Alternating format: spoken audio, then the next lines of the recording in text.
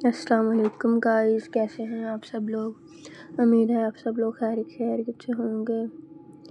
تو آج ہم پڑھنے لگے ہیں قسط نمبر 2 زہر عشق کی۔ امید ہے آپ کو یہ ناول پسند آ رہا ہوگا۔ پلیز میرے چینل کو لائک، سبسکرائب، شیئر ضرور کیجیے گا۔ تو چلو شروع کرتے ہیں۔ تبھی اس کی چچی غصے میں اس کی طرف جاتی ہے اور کہتی ہے، میرے آگے زبان چلاتی ہے۔ اسے بالوں سے پکڑ کر اس کا سر زور سے دیوار میں مارتی ہے کہ وہ بے ہوش ہو جاتی ہے، اور اس کی چچی ابھی بھی اسے مار رہی تھی، پر وہ وجود بالکل ساکت تھا، اس میں کوئی حرکت باقی نہیں تھی۔ سانس بھی بہت دھیمی رفتار سے چل رہی تھی۔ مار کر جب اس کی چاچی تھک جاتی ہے تو اسے وہیں پھینک کے چلی جاتی ہے۔ اس وجود کی پرواہ کرنے والا کوئی نہیں تھا جو اسے اٹھا کے ہسپتال ہی لے جائے۔ تبھی ان کے پڑوس سے فاطمہ خاتون رامین سے ملنے آتی ہیں اور سامنے رامین کو خون میں لت پت پڑے دیکھ چیخ کر اسے آواز دیتی ہیں۔ ان کی چیخ سن کر اس کے چاچا چاچی بھی باہر آ جاتے ہیں۔ رامین کے چاچا بھی نشے اور جوئے کا عادی تھا، وہ آئے روز جوئے میں ہارتا رہتا۔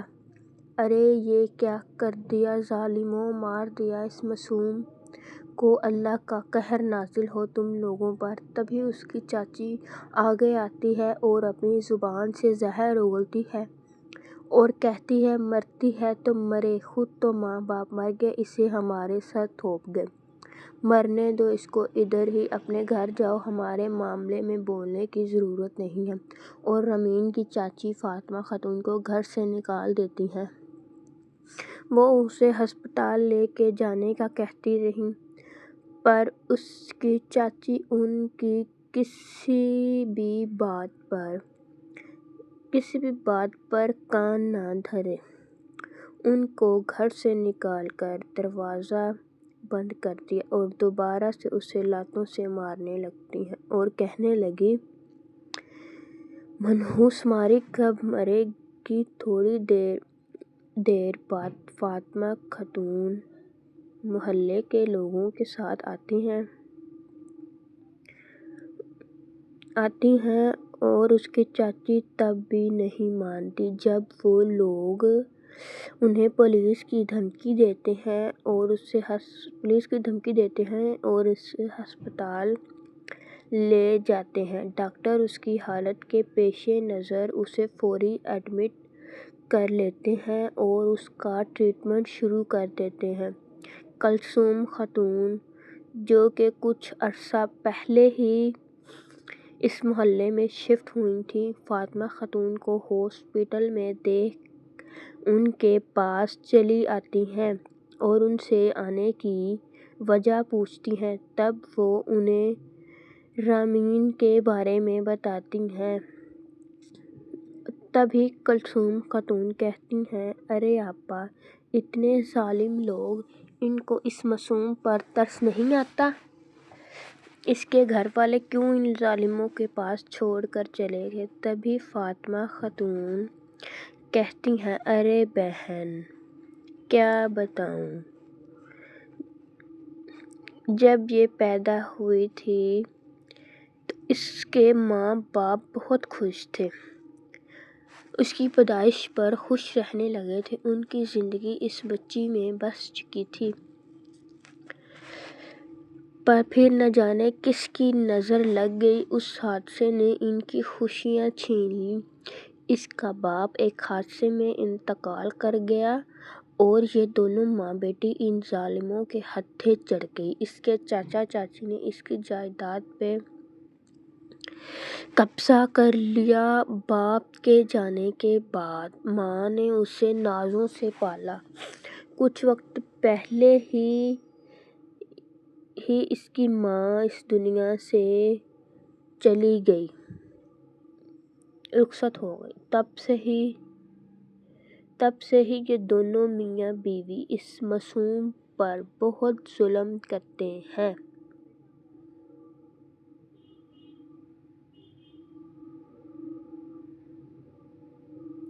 اور یہ کہتے ہوئے فاطمہ خاتون رونے لگ جاتی ہیں۔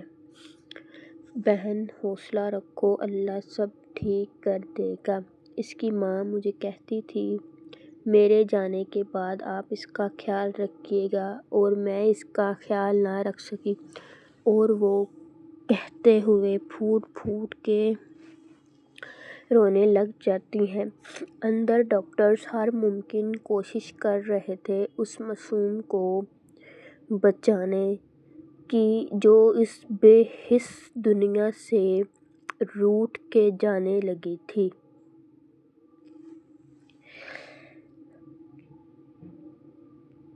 تبھی آر کے کمرے سے باہر آ کر علی کو آواز دیتا ہے اور اسے کچھ کہتا ہے۔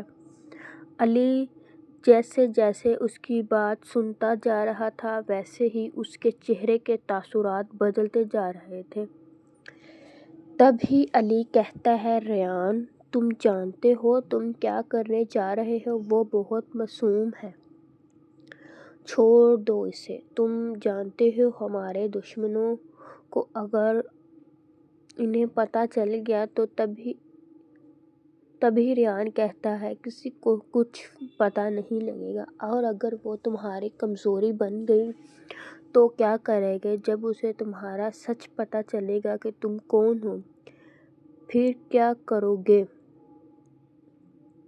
اور اگر اس نے تمہیں تمہارا سچ جان کر چھوڑ کر جانا چاہا تو کیا کرو گے؟ جانے دو گے اسے؟ تبھی ریان بولتا ہے اور کہتا ہے جو چیز اسے مجھ سے دور کرے گی میں اس چیز کا نام و نشان مٹا دوں گا۔ ٹھیک ہے پھر تم تیاری کرو، میں انتظار کرتا ہوں۔ علی اسے کہہ کر چلا جاتا ہے۔ تبھی شاہ کمرے میں واپس جاتا ہے اور کمرے کا دروازہ کھول کر جب وہ اندر داخل ہوتا ہے، اندر کا منظر دیکھ کر ایک پل کے لیے تو وہ خود بھی کھو سا جاتا ہے۔ جہاں اس کی پرنسس بچوں کی طرح بیڈ پر اچھل کود کر خوش ہو رہی تھی، تبھی وہ گرنے لگتی ہے اور وہ آگے بڑھ کر اسے پکڑ کر نیچے اتار دیتا ہے اور اسے بیٹھنے کا اشارہ کرتا ہے، اور وہ اچھے بچوں کی طرح فوراً شاہ کا حکم مان کر بیٹھ جاتی ہے اور اسے دیکھ کر مسکرانے لگتا ہے۔ اس کی مسکراہٹ اتنی خوبصورت تھی کہ دیکھنے والا اس میں کھو جائے، اور آج وہ اس لڑکی کی وجہ سے کتنی بار مسکرا چکا تھا اسے خود بھی اندازہ نہیں تھا۔ تبھی شاہ کہتا ہے پرنسس آپ نے میری بات دھیان سے سنی ہے؟ تبھی اسی معصومیت میں ڈوبی آواز آتی ہے جی۔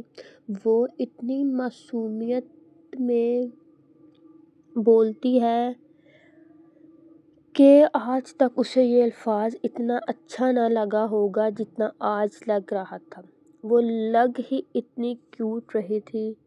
تبھی شاہ کہتا ہے پرنسس آپ نے میری بات دھیان سے سنی ہے؟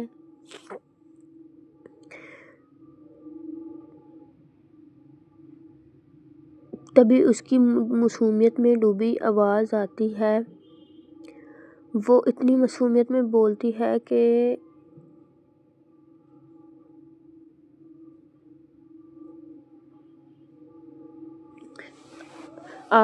تبھی شاہ کہتا ہے آپ کو میرے ساتھ رہنے کے لیے ایک کام کرنا ہوگا، کریں گی آپ؟ تبھی وہ بولتی ہے وہ کام کر کے میں آپ کے ساتھ ہمیشہ کے لیے رہ سکتی ہوں، اور شاہ اس کی بات سن کر اثبات میں سر ہلاتا ہے اور وہ کہتی ہے جلدی بولیں نا پھر۔ تبھی شاہ کہتا ہے ابھی ایک انکل آئیں گے آپ کے پاس، وہ آپ سے جو بھی پوچھیں آپ ان کا جواب ہاں میں دیجیے گا، ہاں میں دینا ہے۔ اس سے آپ اس سے کیا ہوگا؟ اس سے یہ ہوگا کہ آپ ہمیشہ کے لیے میرے ساتھ رہیں گی۔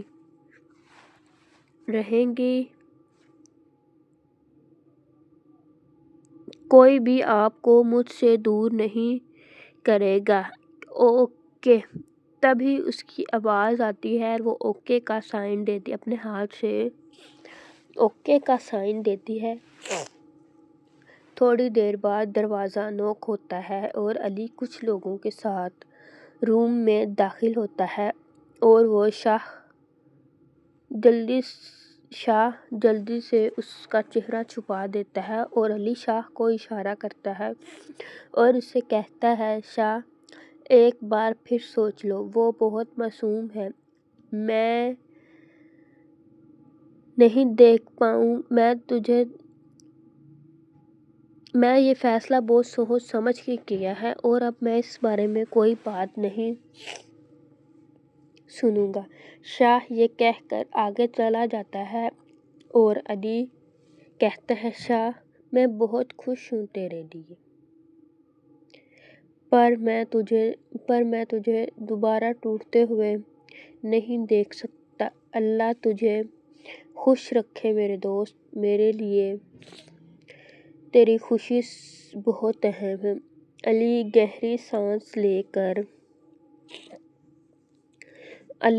سانس لیے ان کے پاس چلا جاتا ہے جہاں نکاح شروع ہو چکا تھا اور کچھ ہی دیر میں وہ شاہ کے نام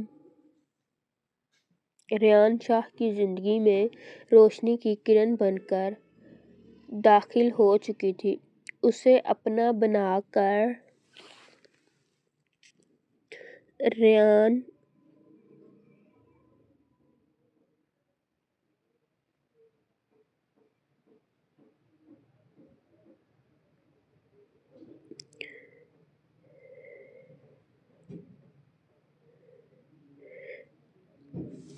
کچھ دیر میں ریان شاہ کی زندگی میں روشنی کی کرن بن کر داخل ہو چکی تھی اور اسے اپنا بنا کر ریان پرسکون محسوس کر رہا تھا۔ علی انہیں لے کے باہر چلا جاتا ہے اور شاہ اس کے چہرے سے پردہ پیچھے کرتا ہے۔ تبھی وہ بولتی ہے انکل نے یہ سب کیوں پوچھا؟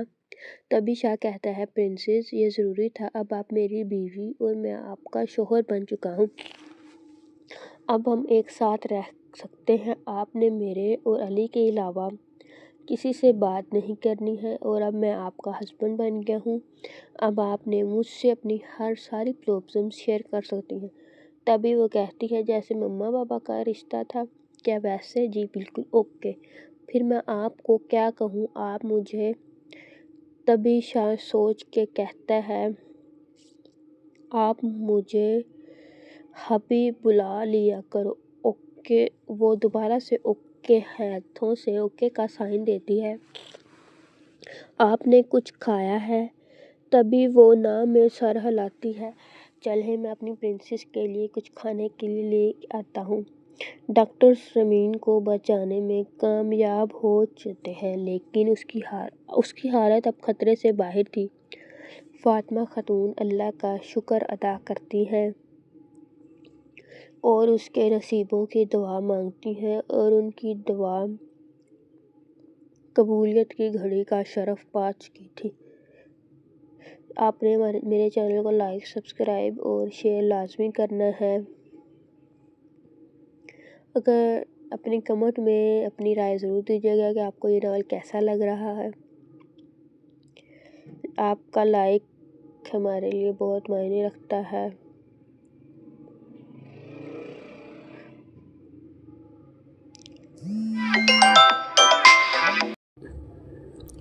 تھوڑی دیر بعد رمین کو ہوش آ جاتا ہے۔ فاطمہ خاتون اندر اسے دیکھنے جاتی ہیں۔ اس کی حالت دیکھ ان کا دل کٹ کے رہ جاتا ہے۔ چہرہ کملایا ہوا، آنکھوں میں تکلیف کے آثار، اس کی حالت دیکھ ان کا دل خون کے آنسو روتا ہے۔ کیسی ہے میری بچی؟ فاطمہ خاتون کو دیکھ رمین پھوٹ پھوٹ کے رونے لگتی ہے اور کہتی ہے خالہ میں ماما پاپا کے پاس کب جاؤں گی، مجھے یہاں نہیں رہنا، یہاں سب بہت برے ہیں۔ نہ میری بچی ایسی باتیں کیوں کرتی ہے، اللہ سب ٹھیک کر دے گا، ایسے روئے گی تو تیرے ماں باپ کو تکلیف ہوگی۔ خالہ کیا مجھے اس حال میں دیکھ انہیں تکلیف نہیں ہوتی ہوگی؟ کیوں مجھے وہ اس دنیا میں چھوڑ کر چلے گئے، اکیلا چھوڑ کر چلے گئے؟ کیوں اس کے سوالوں کا کوئی جواب ان کے پاس نہیں ہوتا؟ وہ خاموشی سے اسے رونے دیتی ہیں کہ اس کے اندر کا غبار باہر نکل جائے۔ جب وہ رو رو کے اس کی ہچکی بند ہونے لگتی ہے تو وہ اسے چپ کرواتی ہیں۔ اس کی طبیعت پھر سے بگڑنے لگتی ہے۔ ڈاکٹرز اسے سکون آور انجیکشن دیتے ہیں اور وہ دوبارہ غنودگی میں چلی جاتی ہے۔ فاطمہ خاتون سوچوں میں غرق ہو جاتی ہیں۔ انہیں اب رامین کی فکر ہونے لگتی ہے۔ جو آج رامین کے ساتھ جو وہ لوگ کر چکے تھے، اس کے بعد وہ رامین کو ان کے پاس دوبارہ نہیں چھوڑ سکتی تھی۔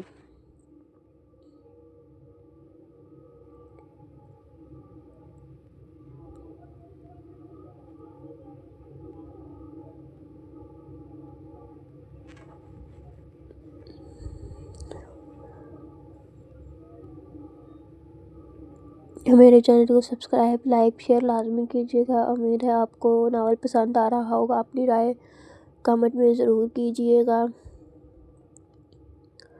اور آگے آپ کس پہ ناول پڑھنا چاہتے ہیں یہ بھی مجھے ضرور بتائیے گا، تاکہ آپ کے پسند کے مطابق میں ناول لکھ سکوں۔ پلیز میرے چینل کو لائک، سبسکرائب، شیئر اور کمنٹ ضرور کیجیے گا۔ ابھی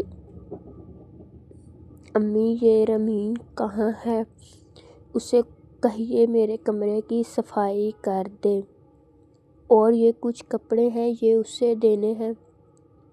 ارے مہوش یہ تو نئے کپڑے لگتے ہیں، ارے اب یہ نئے کپڑے پہنے اس کی اتنی اوقات ہے، پہلے ہی مفت کی روٹیاں توڑتی ہے۔ اوہو امی یہ میری دوست نے دیے ہیں، کہہ رہی تھی کوئی ضرورت مند ہو تو اسے دینے ہیں، اور رامین کے علاوہ کون ضرورت مند ہو سکتا ہے بھلا؟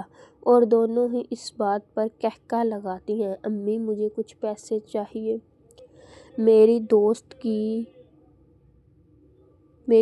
کی برتھ ڈے ہے، اس نے مجھے خاص دعوت دی ہے۔ کون سی دوست؟ ارے ہے ایک، آپ نہیں جانتی اسے، اچھا چل جا الماری سے نکال لے جا کے، اور وہ خوشی سے اپنی ماں کے گلے لگ جاتی ہے۔ مہوش شام کو تیار ہو کر اپنی دوست کی پارٹی میں جاتی ہے، جو کہ ایک کلب میں رکھی جاتی ہے، جہاں کا ماحول بالکل مختلف تھا۔ ہر کوئی شراب کے نشے میں دھت تھا، لڑکیاں بیہودہ ڈریسنگ کر کے دعوت کا منظر پیش کر رہی تھیں۔ امید ہے آج کا آپ کو ناول پسند آیا ہوگا۔ کمنٹ میں اپنی رائے ضرور کیجیے گا۔ میرے چینل کو لائک، سبسکرائب، شیئر اور کمنٹ ضرور کیجیے گا۔ ملتے ہیں نیکسٹ ایپیسوڈ میں، تب تک اپنا خیال رکھیے گا۔ اللہ حافظ۔ اور آج کی ناول میں آپ کو کون سی لائن سب سے زیادہ اچھی لگی یہ بھی کمنٹ میں ضرور بتائیے گا۔ اپنا بہت سارا خیال رکھیے گا۔ اللہ حافظ۔